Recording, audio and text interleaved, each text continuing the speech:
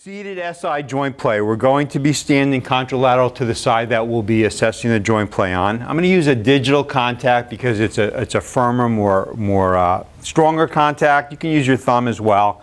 I'm going to locate the PSIS. All right. If you're having trouble finding it, locate the crest, come around, follow it down, and just get right on the medial aspect of the PSIS. So right there. I'm just going to pull that down a little bit so we can see this a little bit better. So there's my contact, nice and firm along the joint line. Then what I'm going to do is I'm going to hold on to my patient's upper back across their shoulders. And I'm going to laterally flex them all the way till I get that motion all the way down to the pelvis, and then I'm going to spring across. All right.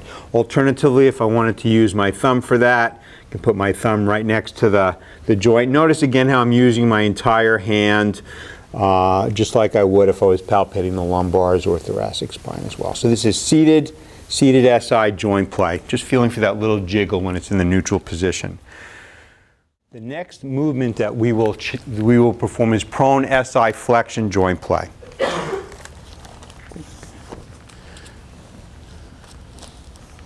You comfortable up there? Yep. All right. I'm just going to open this up and tuck it under so we can see this, okay? Right. So again, I'm just going to expose the PSIS. I'm going to find it. Okay, there's my digits right on the PSIS. I'm going to take my other hand and reach underneath to the ASIS. Just a nice, comfortable stance. And I'm going to lift anterior to posterior and feel for that PSIS to come backwards. Kind of gap the joint a little bit as I lift up. So this is a flexion joint play of the right sacroiliac joint.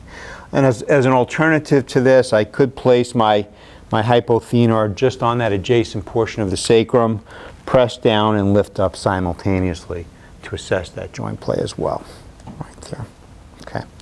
Next we have extension joint play in the prone position. For this, I'm going to make a hypothenar PSIS contact, all right, nice and firm. And the other contact is going to be on the sacrum, but it has to be on the lower portion of the sacrum, below S2, because I want to create some counter-nutation of the sacrum.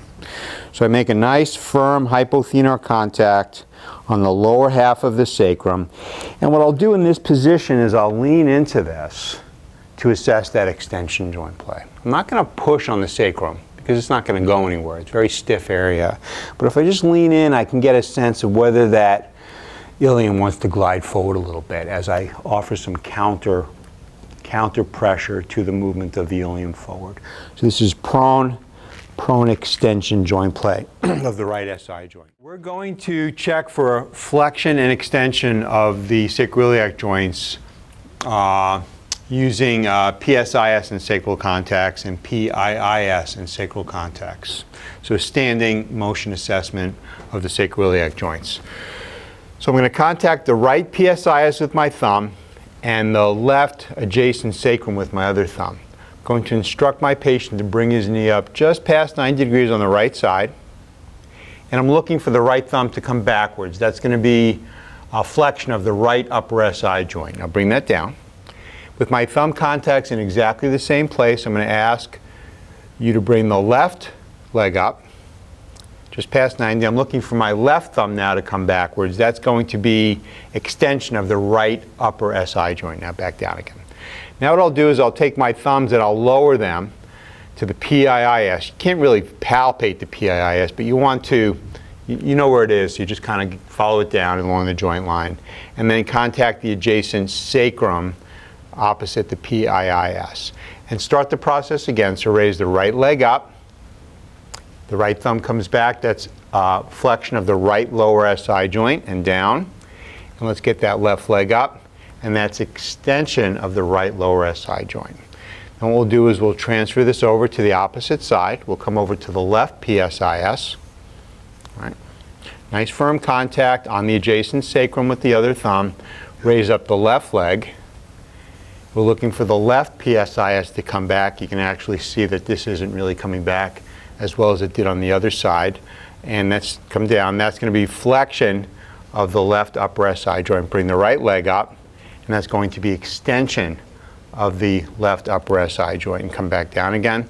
And then we'll travel down to the PIIS and the adjacent part of the sacrum. We'll repeat the process, left leg up. That backward movement of the left thumb is flexion of the left lower SI joint, and bring the right leg up. And that backward movement, downward movement of the right thumb, in this case, and down, is going to be extension of the left lower SI joint. Moving right along, we're going to go into mechanical examination of the pelvis. It's going to be a four-pronged approach. We're going to start with observation, looking for the extent of anterior and posterior tilt. Then we'll go into some muscle length tests, which will also help us to further determine the position and any dysfunction in the pelvis. We'll follow that with joint play, and then we're going to do Beighton's conformation. And I'll explain more, of course, what those are as we go along. So we're just going to observe our patient in the standing posture. I'm going to tuck this in, okay? Yep. And we want to get an idea of how much anterior and posterior tilt there is. We also want to look at the lumbar spine and kind of make some sense out of the curve. The curve should be nice and smooth and continuous. A nice transition from the sacrum up to the lumbar spine, and from the lumbar spine into the thoracic spine. The curve should be all the way down to the sacrum and all the way up to the thoracic spine. So sometimes you'll see a hinge. You may see the curve actually end at L4, and L4, L5, L5S1 might actually be a little bit extended. So it's hard to tell sometimes. Of the four approaches we will take here, this is the least reliable. It gives you the least information. However, it's still worth performing, because sometimes it can be very obvious and correlate very strongly with the other things that we will assess. So another thing we can do to make more sense of this is, from a resting position, just get an idea of our patient's pelvic range of motion. So from here, tilt backwards. Do a posterior pelvic tilt. And tighten your butt muscles and your abdominals, and now relax. So you get a sense of how much movement he has from neutral to a posterior tilt. And now from this position, go anterior. And now back again.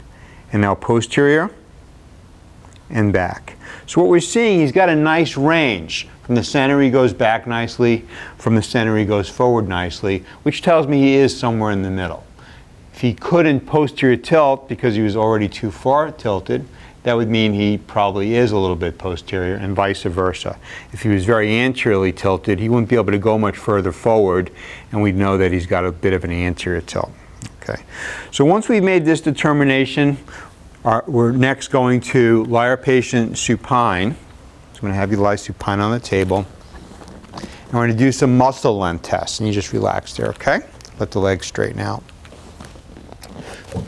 So if the hamstrings are short, that will be associated with a posterior pelvic tilt, right? Hamstrings pull down on the ischial tuberosity. If they're short, they're going to contribute to a posterior pelvic tilt. If the hip flexors are short, they're going to contribute to an anterior pelvic tilt. And that's why we're assessing these muscle lengths, to help us make this determination. All right. Now, what's normal range of motion for hip flexion? For most people, somewhere between 60 and 90 degrees. However, it's going to vary depending on flexibility.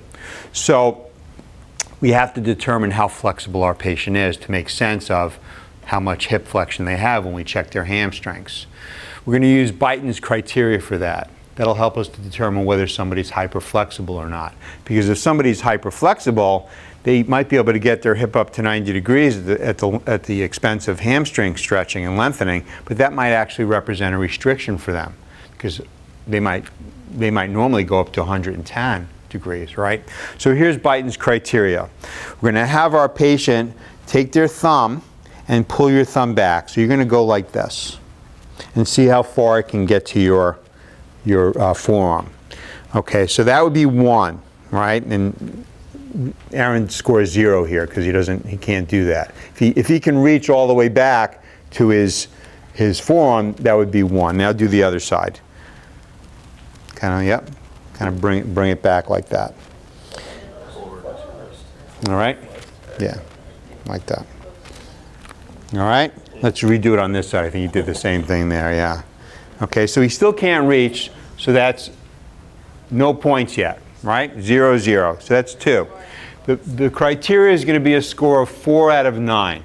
Right? If you score 4 or greater out of 9, we'll consider you hyperflexible. Next, we're going to do the pinky. All right? So pull the pinky back, and we're looking for 90 degrees. All right? And that's almost 90 degrees, not quite. And now let's do the other side. And that's almost 90 degrees, but not quite. Okay? So beyond 90 degrees would be considered a score on that one. So we're still, so that's 4. 1, 2 on the thumbs, another 3, 4 on the pinkies. Next, we're going to look at the elbows, and we're looking for hyperextension of the elbows. And again, Aaron does not get any score on that. Next, we look at the knees, right? And we look to see if the knees can hyperextend. And we're not going to get any score on that either. Okay, so that's how many? 8, right? Now, just a note going back to the elbows. Female elbows tend to normally hyperextend a little bit, so take that into consideration when you're scoring that. Next, I'm going to have Aaron stand up for me. All right? I'm going to have you just stand where you were before, stand up. And I'm going to see if you can palm the floor with your hands.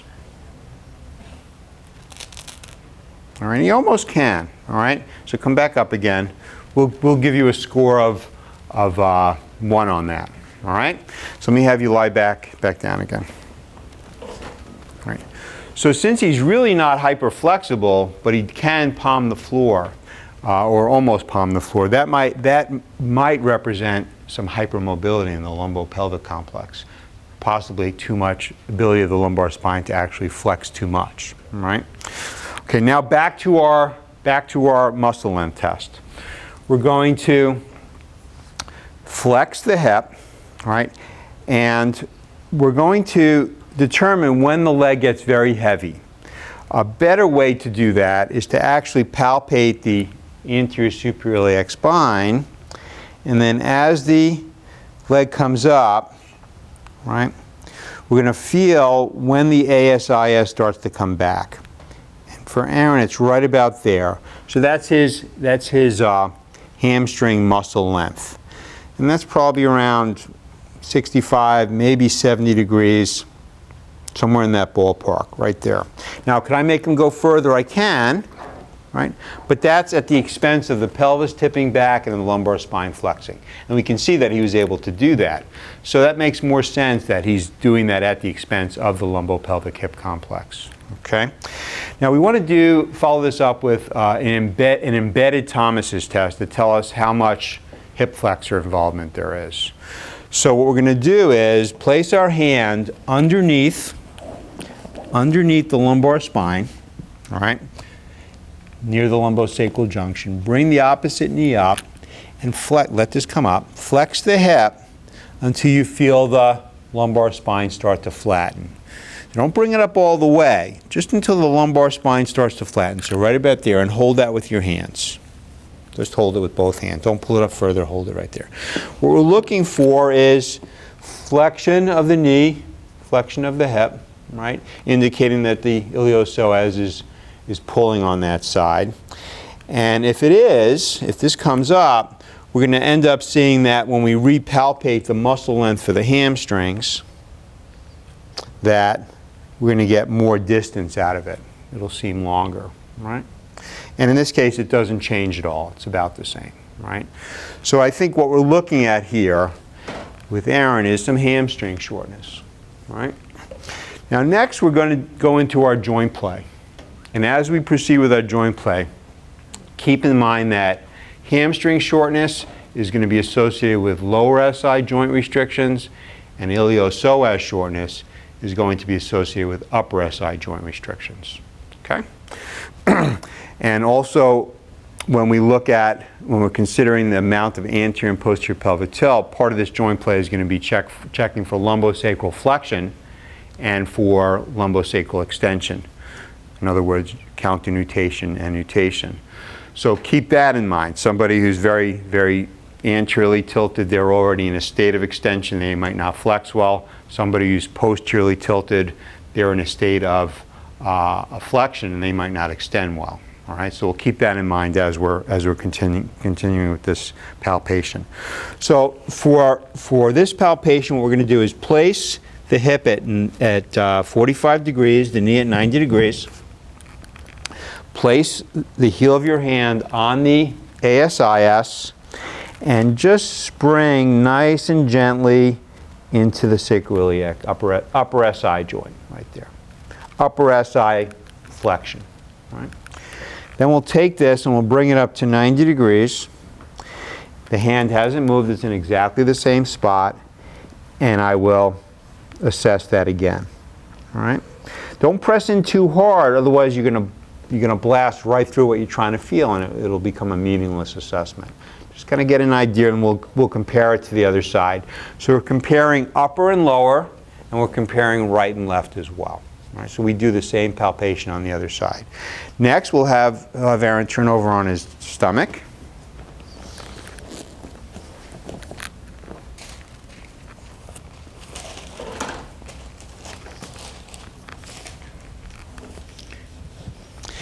And Aaron, I'm going to have you prop up on your elbows with your elbows slightly in front of your shoulders.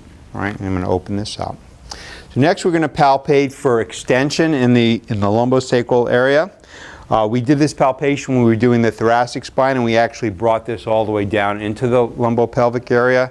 So just as a quick review, when the patient's in this position, again, look at the lumbar lordosis. Does it increase nice and uniformly and smoothly? Does the thoracic kyphosis reduce in this position? It should, right? And also, does the pelvis sit on the table? In this case, it does. His ASIS is actually sit on the table. Right? If the ASIS were up in the air, that's because he's not extending well here or he's not extending well here. So now we'll palpate. Just place a hypothenar contact right over the lumbosacral area and spring from posterior to anterior. He's got some nice give there. Move this up a little bit higher. In his mid-lumbars, actually, he's very, very flexible. And we observed before that we thought maybe there was some hyperflexibility in there, allowing him to get his hands so close to the floor, especially considering that his hamstrings don't really lengthen past 65, 70 degrees, right? As I come up a little bit higher, we'll reverse the hand contact to make this more comfortable. We'll start up actually a little higher and then work our way down. And in fact, this is where I believe Aaron has most of his issues. Inability to extend in that lower thoracic, mid to lower thoracic spine area right there.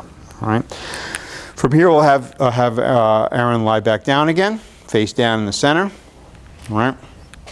This next palpation is going to be making a contact on the sacrum to assess for the ability of the sacrum to counternutate or the lumbosacral area to flex. All right.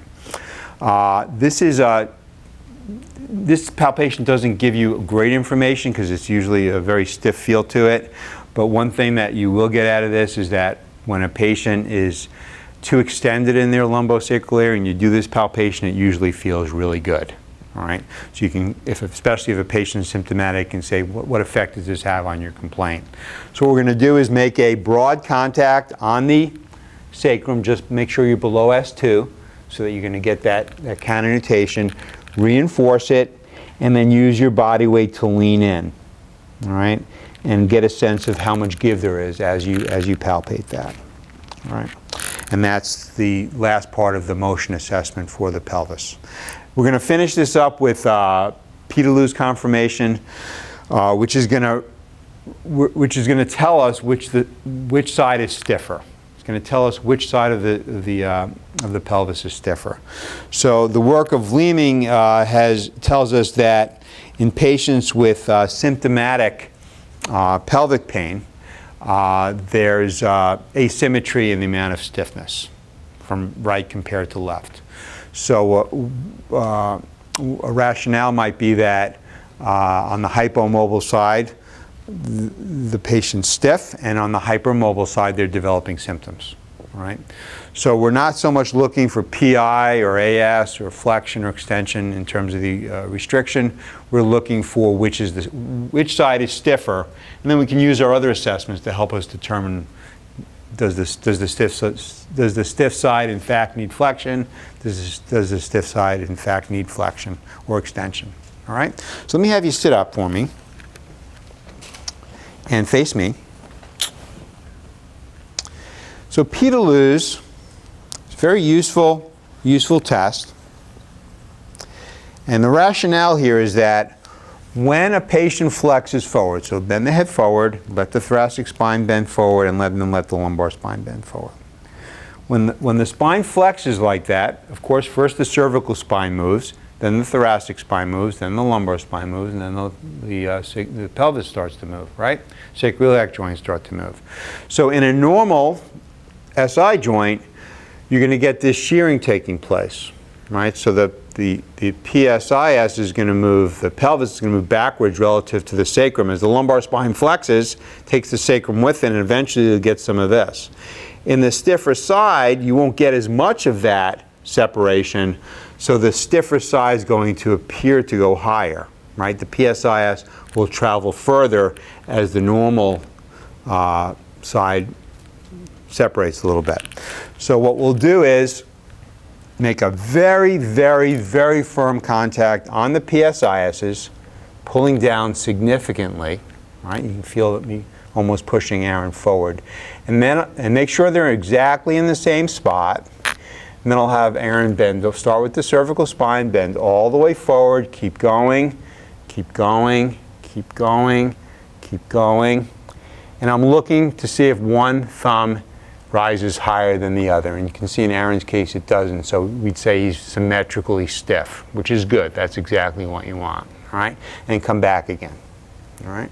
Again, on that, the stiffer side would be the side that the side that the thumb goes higher on would be the stiffer side.